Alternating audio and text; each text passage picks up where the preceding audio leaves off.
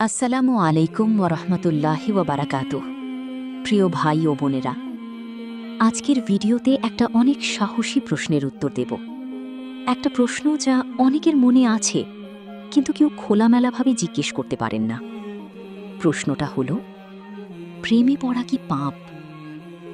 হয়তো আপনি এখন কাউকে ভালোবাসেন, মনের মধ্যে একটা অনুভূতি আছে, কিন্তু মনে ভয়, এটা কি গুনাহ হচ্ছে? অথবা হয়তো কেউ আপনাকে বলেছে প্রেম করা হারাম, ভালোবাসা পাপ, এই অনুভূতি দূরে সরাও। আর আপনি ভাবছেন, এটা কি সত্যি? প্রিয় ভাই ও বোনেরা, আজকে সম্পূর্ণ সত্য বলবো, ইসলামের আলোকে, কুরআনের আলোকে, সহিহ হাদিসের আলোকে। কোনো বাড়তি কথা নেই, কোনো মন গড়া কথা নেই। চলুন শুরু করি। বিসমিল্লাহ। অংশ 1, ভালোবাসা আল্লাহর দেওয়া অনুভূতি। ভাই ও বোনেরা, সবার আগে একটা মৌলিক কথা বলি, ভালোবাসার অনুভূতি এটা আল্লাহর দেওয়া। আল্লাহ বলেছেন, তার নিদর্শনগুলোর মধ্যে একটি হলো, তিনি তোমাদের জন্য তোমাদের মধ্য থেকেই জীবন সঙ্গী সৃষ্টি করেছেন, যাতে তোমরা তাদের কাছে প্রশান্তি পাও, এবং তোমাদের মধ্যে ভালোবাসা ও মমতা সৃষ্টি করেছেন। সূরা রুম 21। এই আয়াতে আল্লাহ নিজেই বলছেন, তিনি মানুষের মধ্যে ভালোবাসা সৃষ্টি করেছেন। মানে, ভালোবাসার অনুভূতি নিজেই পাপ নয়, এটা আল্লাহর দেওয়া স্বাভাবিক অনুভূতি।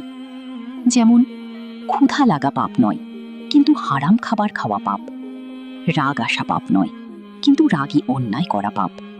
ঠিক তেমনি প্রেমের অনুভূতি পাপ নয়, কিন্তু সেই অনুভূতিকে হারাম পথে নিয়ে যাওয়া পাপ। অংশ 4, একতরফা ভালোবাসা কি পাপ? ভাই ও বোনেরা, অনেকে জিজ্ঞেস করেন, কাউকে মনে মনে ভালোবাসলে কি পাপ হয়? না, মনের অনুভূতির জন্য আল্লাহ কাউকে শাস্তি দেবেন না। আল্লাহ বলেছেন, আল্লাহ কাউকে তার সাধ্যের বাইরে কষ্ট দেন না। সূরা বাকারা 286। অনুভূতি মানুষের নিয়ন্ত্রণে নয়, তাই শুধু অনুভূতির জন্য পাপ নেই। কিন্তু যখন সেই অনুভূতিকে হারাম পথে নিয়ে যাওয়া হয়, তখন পাপ শুরু হয়। ইবনুল কাইয়্যিম রহিমাহুল্লাহ বলেছেন, যে ব্যক্তি কাউকে ভালোবাসে এবং সেই ভালোবাসা গোপন রাখে, নিজেকে পবিত্র রাখে এবং ধৈর্য ধরে মারা যায়, সে শহীদ। মানে, ভালোবাসা থাকলেও যদি নিজেকে হারাম থেকে বাঁচানো যায়, এটা অনেক বড় মর্যাদার। অংশ 5, হারাম প্রেম ও হালাল ভালোবাসার পার্থক্য। ভাই ও বোনেরা, এখন সবচেয়ে গুরুত্বপূর্ণ অংশ, হারাম প্রেম ও হালাল ভালোবাসার পার্থক্য কি? হারাম প্রেম: 1, বিয়ের বাইরে গোপন সম্পর্ক। 2, গোপনে একা একা যোগাযোগ। 3, হারাম দৃষ্টি ও কথাবার্তা। 4, শারীরিক সম্পর্ক। 5, আল্লাহর অবাধ্যতায় সম্পর্ক। এই পথে যত ভালোবাসাই থাকুক, এটা হারাম। হালাল ভালোবাসা: 1, কাউকে মনে মনে পছন্দ করা। 2, হালাল পথে পরিবারকে জানানো। 3, হালাল প্রস্তাব পাঠানো। 4, বিয়ের মাধ্যমে একসাথে থাকা। এই পথে ভালোবাসা সম্পূর্ণ হালাল। রাসূল সাল্লাল্লাহু আলাইহি ওয়াসাল্লাম বলেছেন, বিয়ে আমার সুন্নত, যে আমার সুন্নত থেকে মুখ ফিরিয়ে নিল, সে আমার উম্মতের অন্তর্ভুক্ত নয়। বুখারী ও মুসলিম। মানে, ভালোবাসলে বিয়ে করুন। অংশ 6, ভর জমানোর সম্পর্কে ভালো লাগা ও ভালোবাসার পার্থক্য। ভর জমানোর সম্পর্কে ভালো লাগা ও ভালোবাসার পার্থক্য। অংশ 6, যদি হারাম পথে থাকেন, এখন কি করবেন? 55 মিনিট থেকে 1 ঘন্টা। ভাই ও বোনেরা, এখন আপনাদের জন্য, যারা হারাম পথে আছেন। প্রথমেই বলি, আল্লাহ ক্ষমাশীল।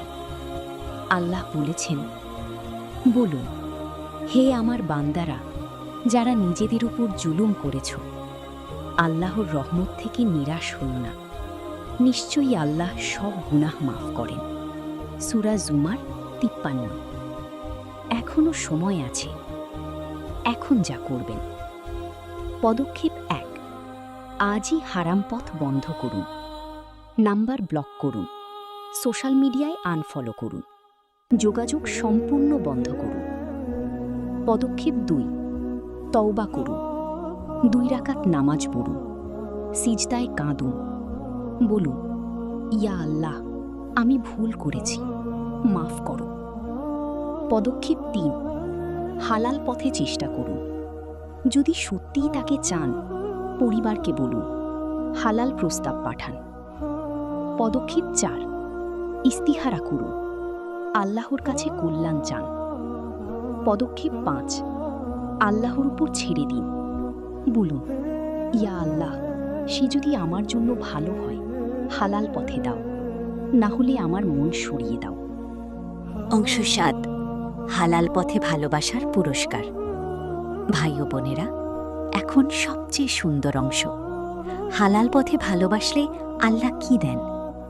রাসূল সাল্লাল্লাহু আলাইহি ওয়াসাল্লাম বলেছেন, যখন কোনো বান্দা তার স্ত্রীর দিকে ভালোবাসার দৃষ্টিতে তাকায় এবং স্ত্রী তার স্বামীর দিকে ভালোবাসার দৃষ্টিতে তাকায়, আল্লাহ তাদের দিকে রহমতের দৃষ্টিতে তাকান।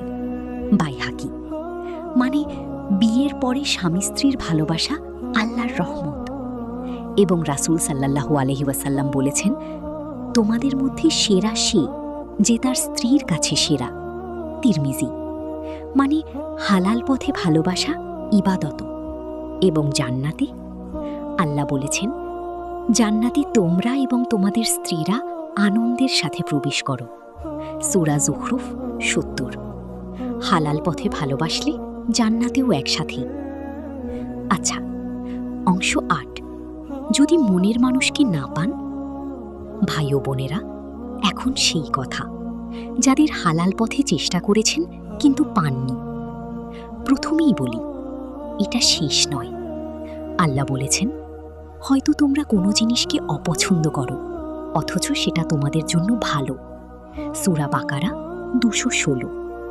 হয়তো সে আপনার জন্য ছিল না, হয়তো আল্লাহ আপনার জন্য আরও ভালো কাউকে রেখেছেন। রাসূল সাল্লাল্লাহু আলাইহি ওয়াসাল্লাম বলেছেন, যে আল্লাহর জন্য কিছু ছেড়ে দেয়, আল্লাহ তার চেয়ে ভালো কিছু দেন। আহমদ। এবং হযরত খাদিজা রাদিয়াল্লাহু আনহার কথা মনে করুন।